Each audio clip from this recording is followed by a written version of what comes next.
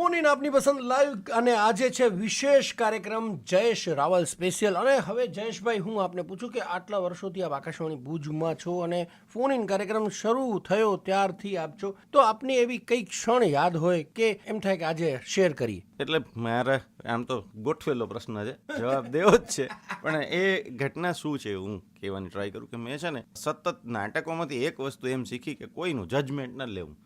જે માણસમાં શક્તિ હોય એ ભગવાન આપે છે, આપણે એને કંઈ આપી શકતા નથી, કોઈને શીખવાડી શકતા નથી, પણ માણસ કરી શકશે એવો ભરોસો એને આપવો, એ સતત એને કોન્સ્ટન્ટ આપી રાખવો. તો એવી એક ઘટના હું તમને એક માણસ વિશે વાત કરું કે જેને કેટલા બધા નાટકો કર્યા છે. મને લાગે છે 3,500-4,000 શોઝ તો મારી સાથે કર્યા છે, અને એ સિવાય ઇન્ડિપેન્ડન્ટલી એ નાટકો કરે છે, કાર્યક્રમો પ્રસ્તુત કરે છે, ઘણા બધા કાર્યક્રમો સતત રોજનો એક હોય એટલા કાર્યક્રમો કરે છે.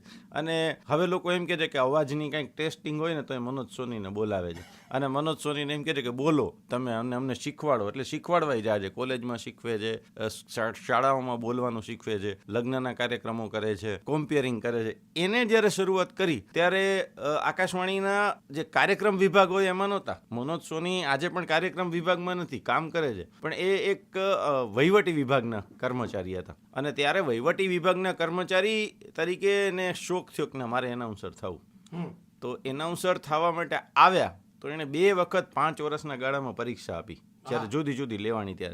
ત્યારે લોકોએ એમ કીધું કે આનો અવાજ તો કોઈ રીતે ચાલે એમ નથી, અને મને એની પૂરતી ક્રેડિટ લેવી છે કે એના અવાજને મેં શીખવ્યો અને કીધું કે આમ બોલાય, માઇક સામે આમ ઊભાય, આવી રીતે બોલ. તો એક ક્ષણ માટે ગૌરવની ક્ષણ છે કે હું એને શીખવાડનાર હતો. પણ મને એટલા માટે અત્યારે એ ફોન વાત કરવાની, તમારી સાથે શેર કરવાની ઈચ્છા થઈ કે એક સારું કામ હતું કે મેં મનોજને એમ કીધું કે ના, તું તો બોલી જ શકીશ. એનો અવાજ નાકમાંથી આવતો હતો, એવી રીતે આમ એ કેમ છો એવી રીતે વાત કરતો હતો, બરાબર.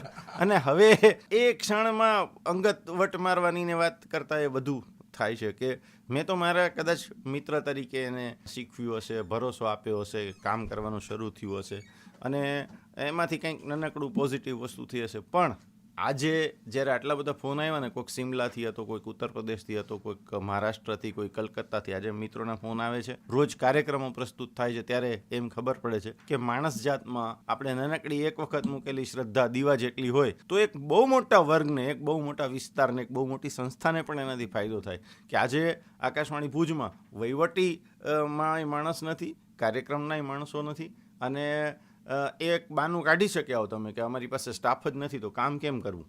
પણ અમે એની વિરુદ્ધમાં ગયા અને મનોજ સોનીની આગેવાનીમાં આપણે એવી રીતે રાખ્યું કે સ્ટાફ હોય ન હોય, જ માણસો છે નથી, પણ દરેક માણસમાં શ્રદ્ધા રાખીને કામ કરતા જવું, જેટલું શક્ય હોય એટલું. માણસ છીએ, ભગવાન નથી, એટલે થોડું ઓછું કામ થાય, ક્યારેક વધુ કામ થાય, ક્યારેક કોઈક આનંદની ઘટનાઓ બને, પણ એ એક નાનકડું કામ કે જ્યારે આપણે એક વખત કીધું કે મનોજ સોની કરી શકશે, એ મારા માટે બહુ ઉત્તમ ઘડી છે. કારણ કે એના એ નાનકડો દીવો જે પ્રગટ્યો હતો એનો પ્રકાશ હજી ફેલાય છે. અને અત્યારે પણ જ્યારે લોકો નથી આવવાના, ભવિષ્યમાં બહુ મોટો સ્ટાફ અહીંયા આવશે એવી શક્યતા નથી, ત્યારે એક સફળ સ્ટેશન ચાલે છે, એમાં મનોજ સોનીનો ફાળો છે. પણ મનોજ સોનીનો એ જે શરૂઆત છે એમાં મેં શરૂઆત કરાવી એનું મને ગૌરવ છે, અને એ મારા માટે જિંદગીભર યાદગાર રહેશે. અને મારા માટે લેસન પણ છે, બધા માટે લેસન છે કે કોઈ પણ માણસને ઉતારી પાડવો નહીં, અને કોઈ પણ માણસમાં શ્રદ્ધા ગુમાવવી નહીં. કારણ કે